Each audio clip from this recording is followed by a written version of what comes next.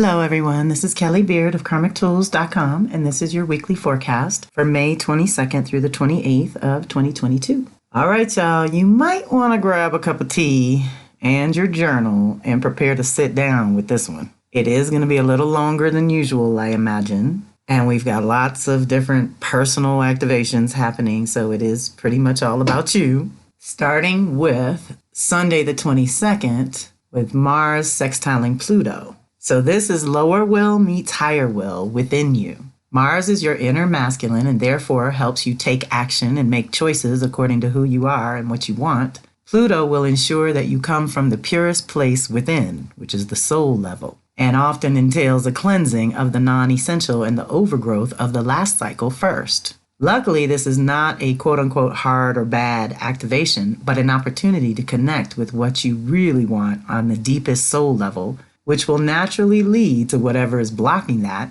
and its ultimate release. Keep in mind that those who are more out of touch with who they are and what they want tend to explode or implode when Mars and Pluto get together, even in a positive aspect like this one. This is a potent and thankfully positive mix of energy and power coming together. Direct it wisely on your own behalf. This activation is a great opportunity for substantial forward movement. However, nothing worthwhile ever comes without conscious effort and sacrifice. With Pluto involved, there's always a sacrifice. We have to give something up for something of greater value to us. In this case, the sacrifice will likely be where your vision of the final outcome is concerned. Your desires can and will be fulfilled, but they just may not look like you thought they would. Remember, when it comes to wanting anything, stay in touch with the feeling that your desire brings rather than the physical appearance or manifestation. You always want to set your intentions, do the work, then allow spirit to breathe life into that vision. Deep breath.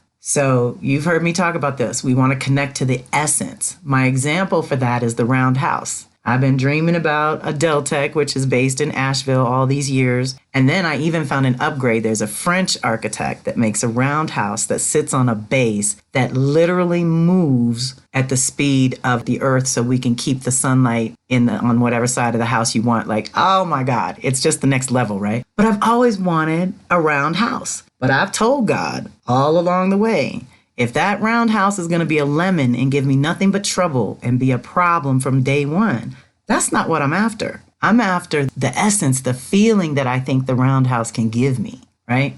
So that's why you tune into the feeling and then let spirit put a shape to it, put a form to it, and let you know what kind of container it needs to be in. Same day on Sunday, Mercury retrograde re-enters Taurus. So here we go. And it'll be in Taurus until June 13th. So it's a little less than a month. We are still in it with Mercury retrograde, but now it has made its way back to Taurus, where it will go direct on June 3rd. We've discussed this at length, but I feel that retrograding in Gemini is helping us rethink all our ideas so that we can go forward in Taurus and begin to build something beautiful and long-lasting. We have to get out of our heads and into our bodies for this one. What makes you feel physically safe, secure, and protected? What gets your creative juices flowing? How has that changed over the last year or so? Okay, deep breath.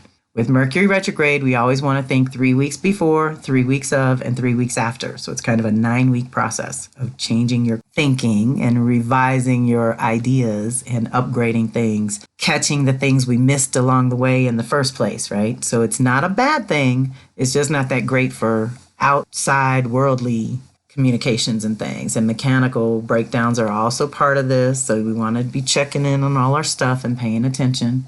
But it's more important for us to get in touch with our senses on this one, because that's what we're going to go forward in. Mercury in Taurus activates our senses as our primary communicators. Mercury rules all the information that we take in mentally, physically, emotionally, and spiritually. So when we are processing that information through the Taurus lens, then we must engage our 6 senses in order to learn or discover truth. Your senses give you so much information, but with food and pharmaceuticals dulling them down, you may have to do a cleanse just to get them to function properly. Mercury in Taurus helps us get very practical, activating our common sense. It is a time to be very pragmatic by asking the true value and worth of all that you engage in, all of which is up for renewal. We are additionally liberated by Uranus being there in Taurus too, helping release old crusty thinking that no longer applies in the here and now.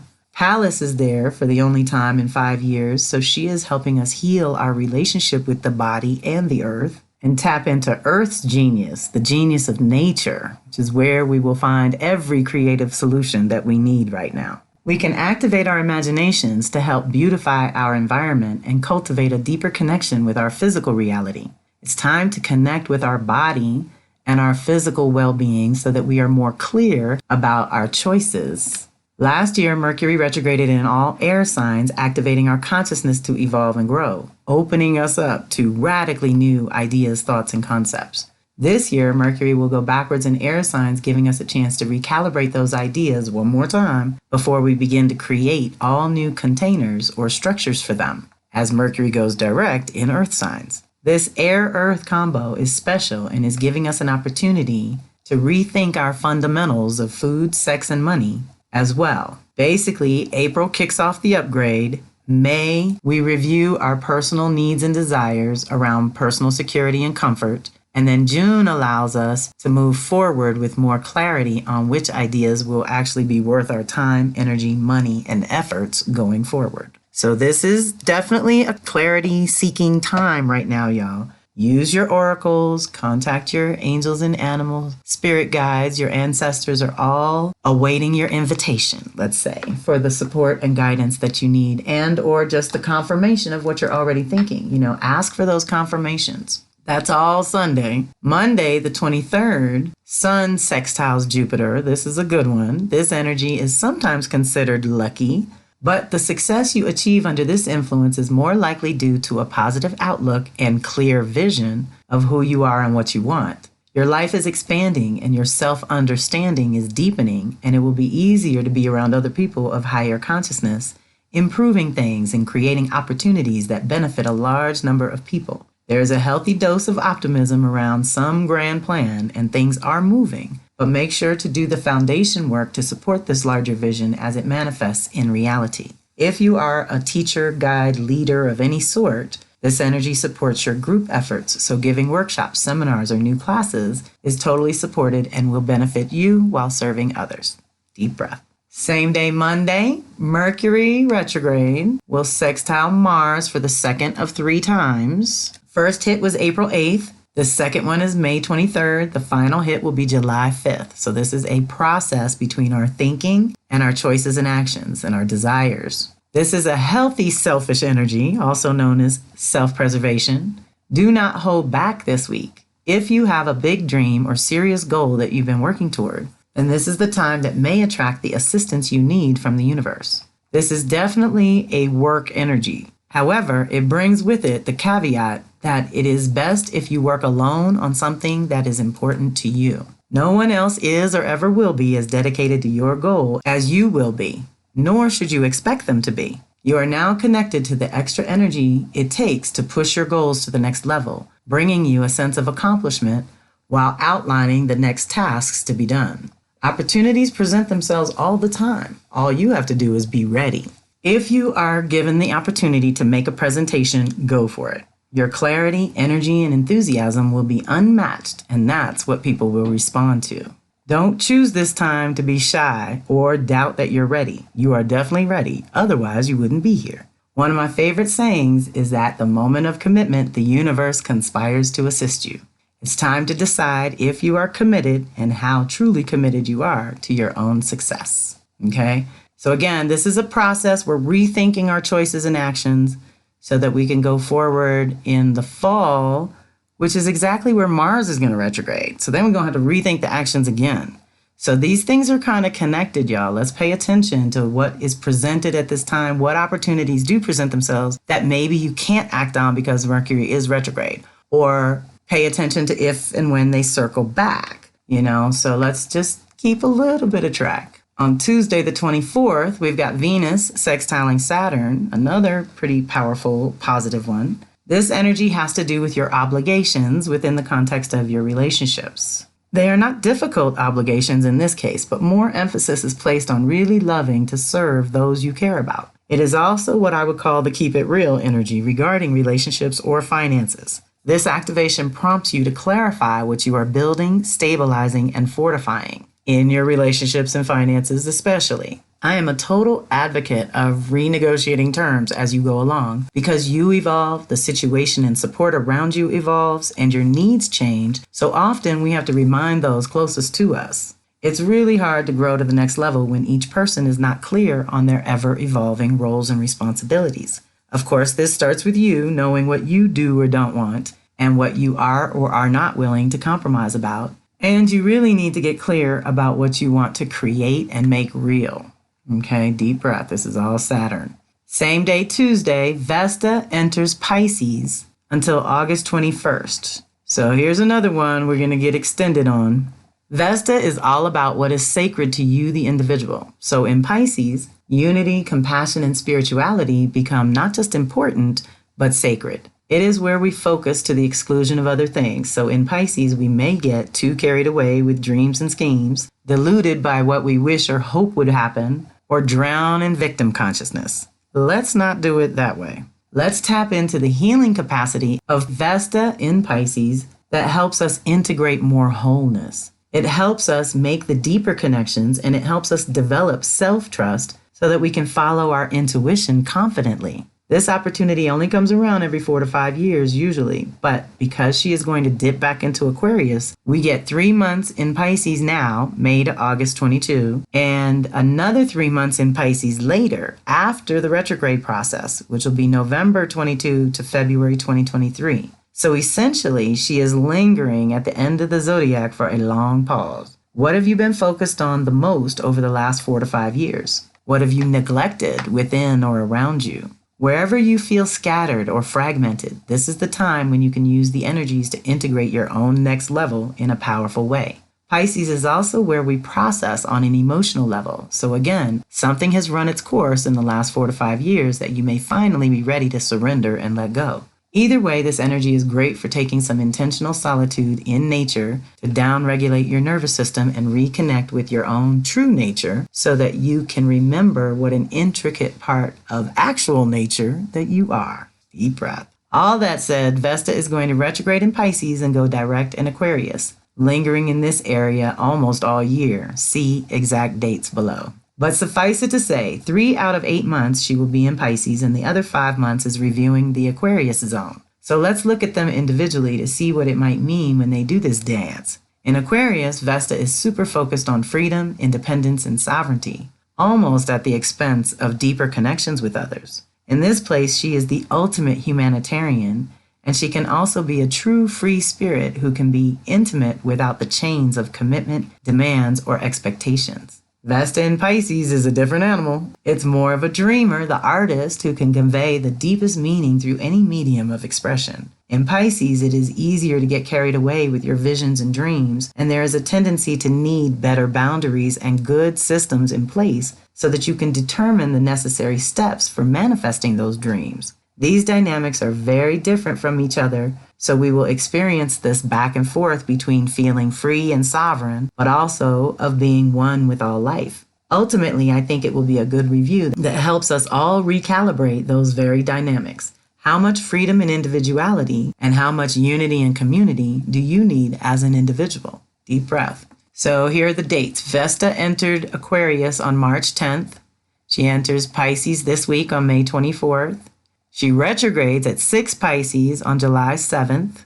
As she is still retrograde, she's going to re-enter Aquarius August 21st, continue through her retrograde process, go direct at 22 Aquarius on October 5th, and re-enter Pisces November 20th, and she doesn't hit Aries until February 7th of 2023.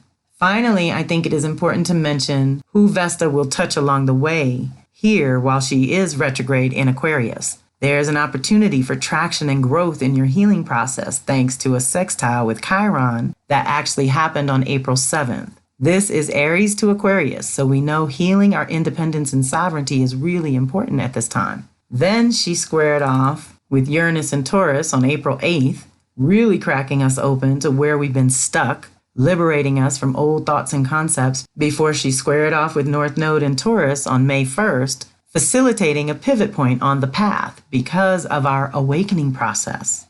Okay, things are so changing. The biggest one is an initiation of a new reality with a conjunction with Saturn in Aquarius May 7th. So we're just on the other side of that, which naturally leads to a reintegration of the head and heart with an opposition to Venus in Leo September 2nd, when we will really connect to our new values and priorities and will likely be in a much better position to go forward, whether alone or with others. Okay, deep breath. So even though we're sort of past all these triggers, I still want you to think about it as part of the flavor of this time, of it's kind of working in the background, helping you make a connection to a sacred reality. Right now, we've got a pretty superficial reality going on out there in the world. People are caught up on nonsense and non-essential and things that don't have anything to do with our fundamentals. And it's a trick and a trap to keep us distracted so that we don't make the progress that we really can with these energies if we consciously co-create and stay awake. You know, Uranus keeps poking us in different ways to wake up.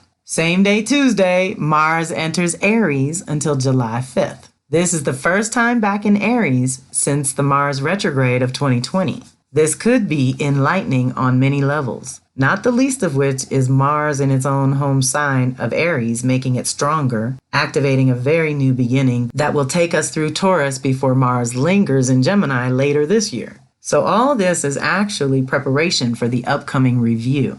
I suspect that whatever got upgraded in Aries in 2020 was helping us get clear about who we are and what we want so that now we can review the many choices that were not available or not options back in 2020. The last time Mars lingered in Gemini, like it will later this year, was 1990 to 91. So if you're old enough to remember what was up for you then, you may feel some reverberations in that same area of life, which would be your Gemini house. I do actually remember that one, and it's definitely reverberating again in my own life. I'd love to hear from you if you too are picking up a connection. Suffice it to say that whatever is up for you now in terms of your desire nature, individual needs, and ways of going about getting them met is coming up for a renewal. Who you are and what you want has evolved at a minimum in the last 2-year Mars cycle, but we are about to initiate a new one, so it's time to check in. Next day, Wednesday the 25th, Mercury retrograde trines Pluto for the second time. First hit was April 28th, this week, May 25th, and the final hit will be June 10th. So this too is another process of transformation. With the trine, that's ease and grace, but we're still rethinking things and changing some fundamental ways of thinking. This activation makes any deep delving within easier and more fruitful. It encourages you to ask the deeper questions, clarify your deeper feelings, and trust your intuitive gut feelings that are telling you something has to die so that some other aspect of your consciousness can live. You will want to explore your inner self, sort through recently gathered information, and try to understand better what your own natural process really is. It is best to be alone for such research. Take a day or a weekend and grab your most powerful books and music and get somewhere beautiful if you can. If not, then your bedroom will do just fine. And dig deep.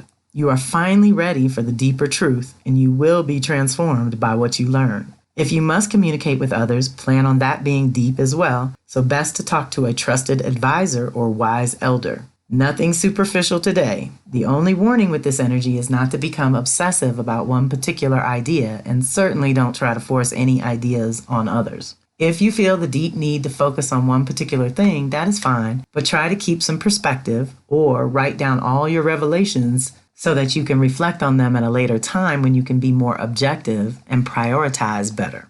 Okay, deep breath. We're still in a process. Then the 27th is Friday when Venus will square Pluto. Now this is the big one. This one's tough. Anytime Venus interacts with Saturn and Pluto in the same week, it's a serious week about your relationships and finances. It's time to really dig a little deeper than usual and think about that and how it's working for you personally. This activation brings intensity and it challenges you to grow out of comfort zone into new territory where your relationships and finances are concerned. It creates very intense emotional responses and experiences with others that tend to trigger insecurities or hidden fears in one or both of you. Deep breath. Stability is not part of the equation at this moment, so prepare for inevitable change. You've probably already felt it coming, the shift in your relationship or financial situation. Well, it's here now, so you can be proactive on your own behalf, or you can suffer the consequences of postponing the inevitable. You may have heard me say before, pay now or pay double later. That applies to this transit too. The natural reaction may be to try to hold on to the job or relationship, but try not to give in to that temptation. Pluto intensifies everything, and the more you resist the necessary purification and change that Pluto brings, the more painful it usually is. It is better to clarify your values and priorities and choose change rather than have it forced upon you. Either way, once the dust settles, you should be better off because either things change for the better or go away altogether, making room for something new and more in alignment with your values and priorities of now. Okay, so deep breath. Not easy, but necessary change is on the horizon, which is why we should actually feel blessed to have the Mercury retrograde kind of setting up the best possible circumstances for us to do this review so that we get to the truth. Like something that came to me while I was reading that, I was thinking about how I describe squares a lot, that it's a dead end and you have to go left or right. So really think about that. Oh my God, that's been coming up over here. I can validate where you have to make a choice or a change, whether you think you're ready or not. And at the same time, just making that move and that pivot point going in another direction is going to open up different solutions and opportunities and possibilities for you that you can't have sitting at a dead end, being indecisive and not moving at all, paralyzed with fear. Let's not do that. 28th is Saturday when Venus enters Taurus until June 22nd. So she's in her home sign. She rules Taurus, bringing our attention to the body, pleasure, sensuality, and the experience of being in a body and all the possibilities inherent in that. It draws our attention to Mother Earth and the garden, or rare blue gem that she is, and how much we need to value that as sacred and precious. It is also time to double down on clarifying your own values and priorities in real time. When she is in Libra, the other sign that she rules, she is equally powerful, but she is also more focused on the essence or invisible link of kinship that we share with all life. It is an idea or an ideal. When she's in Taurus, it is more the reality that we are experiencing in our bodies. Where is the feast or famine in your life in general? Let's address any famines or neglect of essential parts of our nature, which is finding the body to be a pleasurable experience versus one of pain, fear, and frustration. It's time to cultivate your life like a garden where you plant a diverse number of plants that produce food and flowers, sustenance and beauty. That would be the substance that you take into your body, as well as the beauty that you radiate out from your heart center. This is a great time to reconnect with what gives you a sense of belonging and fulfillment, nourishment, and pleasure. Deep breath. And if you can't even remember what any of that is, it's even more important to go within and remember and find the new level of fulfillment, the new things that nourish you, the new things that give you pleasure. I tell y'all all the time, Venus evolves every 18 months, which means those very things shift pretty much every 18 months for us, let alone every 8 years in her bigger cycle. So we want to be okay with the evolution, with the change, and just be honest. Like that used to turn me on, that used to feed and fulfill me, but it doesn't anymore. Can we just discuss? And that goes for at work or home. That goes for personal or professional, private and public, okay?